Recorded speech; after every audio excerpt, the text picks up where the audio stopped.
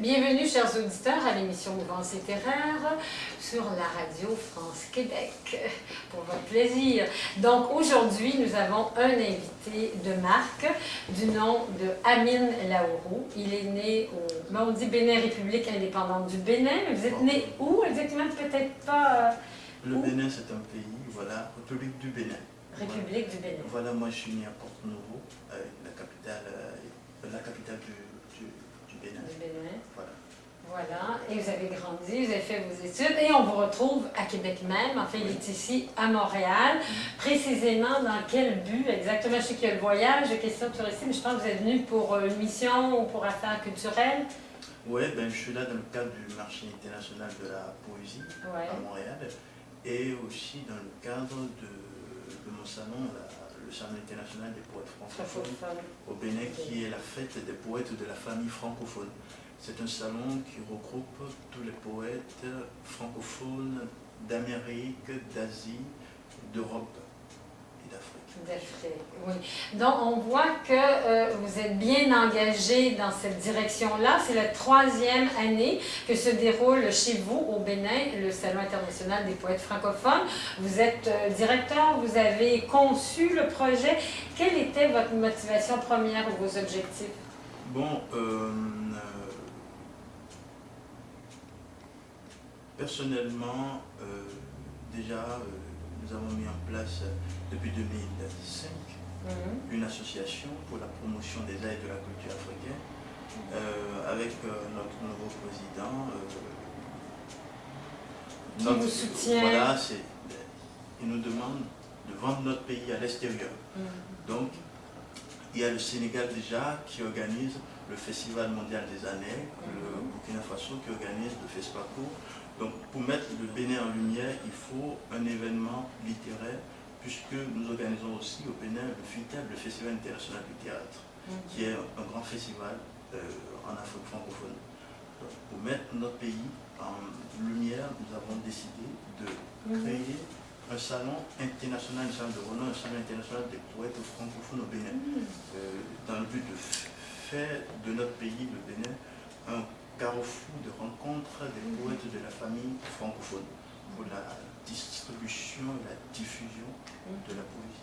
Oui, donc vous rendez visible à la fois les talents de chez vous, les artistes, parce qu'il y a beaucoup d'artistes que l'on a découvert, nous, les Occidentaux, et pour la plupart, c'était leur premier voyage.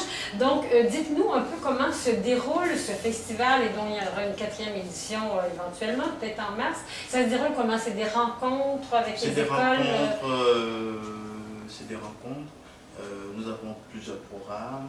Des ateliers, un atelier pour l'art de dire, un stage au décodage critique en matière de littérature, des stages de formation à la lecture, un atelier de formation, un atelier d'écriture, c'est-à-dire la formation des formateurs en animation d'ateliers d'écriture, la formation des poètes, la formation des étudiants, et aussi nous avons plusieurs programmes dans les écoles chaque matin pour permettre aux enfants aussi de savoir ce que c'est la poésie. Voilà. Puisque il n'y a pas une continuité, surtout en Afrique, chez moi au Bénin, il n'y a pas une continuité au niveau du scolaire. Alors qu'au primaire, on nous apprend la poésie, Victor Hugo, etc. Mais au niveau du secondaire, il n'y a pas une continuité, ce n'est qu'à l'université, pour ceux qui veulent bien. Voilà. Donc, qui poursuivent. D'accord. Donc, c'est des rencontres avec tous les écrivains et un public qui est vraiment fasciné aussi de découvrir ce qui se passe ailleurs. Alors, on découvre l'ailleurs et nous aussi, pour les Occidentaux, les Européens, ça a été une occasion magnifique que de prendre contact, d'être confronté avec votre culture qui est très différente de la nôtre. Est-ce que vous avez quelques points que vous pourriez nous distinguer? Disons, chez vous, votre culture, elle est très orale, il y a une complicité, il y a beaucoup d'art, mais il y a l'art visuel et il y a l'art qui prend toutes les formes. Même les poètes, j'ai l'impression, quand on a entendu des poètes africains, il y avait beaucoup de diseurs. Donc on avait l'impression qu'il y avait toute une oralité dans leur façon de dire, de réciter. En Afrique, il n'y a pas de poètes, mais il y a des griots. Les griots. Voilà. Voilà. Donc, Quelques mots sur les griots. Donc, c'est de là ça a commencé. Nous, la poésie, c'est dans les morceaux, c'est dans la musique, on vit ça au quotidien et vous pouvez confirmer. Quand vous étiez au Bénin, vous voyez déjà des vendeuses, en parlant français, vous vous dites, mais c'est quoi? Qu'est-ce qu'elle fait? Elle fait de la poésie sans savoir. Voilà. Donc, et quand vous écoutez la radio, vous écoutez les artistes, c'est toujours de la poésie. Exactement. Il y a un univers très, très riche chez vous. Et peut-être vous avez dit, est-ce que c'est pas une contre-proposition, une autre proposition par rapport à tout ce qui est vécu chez vous? Bon, il y a quand même des problèmes qui sont présents, mais vous vouliez donner une autre dimension, peut-être un autre visage de l'Afrique, parce que souvent, ce qu'on voit, c'est des scènes tragiques, la famine qui est là, qui existe, on ne peut pas le nier, mais vous, le côté des artistes, ils vont apporter une autre couleur. Vous voyez ça comment par rapport à ce qui est vécu? Cette présence, cette importance? Bien sûr. Pourquoi avoir choisi la poésie? Parce que en ces temps de conflit, la poésie est la parole qui humanise le monde. Comme l'avait dit le poète libanais Salah Stétier, c'est que la poésie magnifie la vie, élève le langage, suscite l'écriture, sensibilise les jeunes, enraye l'angoisse due à la course derrière le confort matériel, permet de capturer un instant réel. Moi, je crois qu'il a tout dit. Avec la poésie, on peut sensibiliser. Nous, en tant que poète, on n'a pas d'âme, on n'a rien, mais on a la parole. Dire, sensibiliser la jeunesse. Oui, sensibiliser la jeunesse. Je vois que vous avez tout un intérêt très, très grand pour la jeunesse et que les jeunes, chez vous, ils sont très actifs, très énergiques. Ils vibrent, on pourrait dire, à la couleur culturelle et ils veulent de plus en plus arriver à énoncer leur identité, à la dire, à affirmer que c'est un peuple debout, un peuple très vivant. Malgré, on dit 3 siècles d'esclavage, on voit que ce sont des gens qui ont une joie de vivre chez vous. On voit qu'il y a tout un art de vivre qui est très présent. Bon, et pour finir, je vais vous dire une chose. Le rôle, le fait de l'Organisation internationale de la francophonie, c'est la promotion de la diversité culturelle et linguistique dans l'espace francophone. C'est-à-dire chez moi au Bénin, il y a 48 langues, 48 ethnies, 48 langues.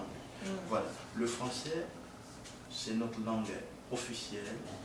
Ça me permet à moi, du Zone Nord par exemple, d'échanger avec mon frère du Sud. Voilà. Donc, c'est-à-dire il y a 48 cultures aussi. Donc chaque ethnie avec sa culture. Voilà. C'est comme chez vous ici, les Québécois aussi, vous avez votre culture à vous. Donc c'est ça au fait qui fait la force de la francophonie. Donc à travers cette rencontre, c'est une occasion aussi pour les poètes de rencontrer des écrivains d'autres pays. C'est très important parce que avant d'écrire, il faut lire les autres avant d'écrire, il faut découvrir les autres avant d'entreprendre. Ça c'est très important parce que un bon poète doit lire. Savoir ce que c'est la poésie québécoise, la poésie africaine, la poésie sénégalaise, la poésie luxembourgeoise, la poésie belge, etc. Voilà, avant d'écrire. Ça permet aux poètes de rester, d'avoir une qualité d'écriture. Une qualité d'écriture, qualité de vie aussi. Je pense que nous devons conclure là-dessus. En tout cas, nous vous félicitons pour le travail que vous avez fait. Nous donnons tout notre support et nous continuerons à suivre vos activités et à vous lire aussi, parce que je crois que c'est très important. Merci de votre message, Amine Laourou. Vous reviendrez au Québec. C'est l'occasion de remercier France Coopération et le Conseil des arts Oui, le Conseil des arts du Canada et du Québec qui ont collaboré de façon très significative. Alors, merci à tous ces gens-là d'avoir soutenu ce festival de poésie. Voilà, donc c'était Claudine Bertrand au micro à Radio France Québec. Merci beaucoup d'avoir été avec nous. À la prochaine.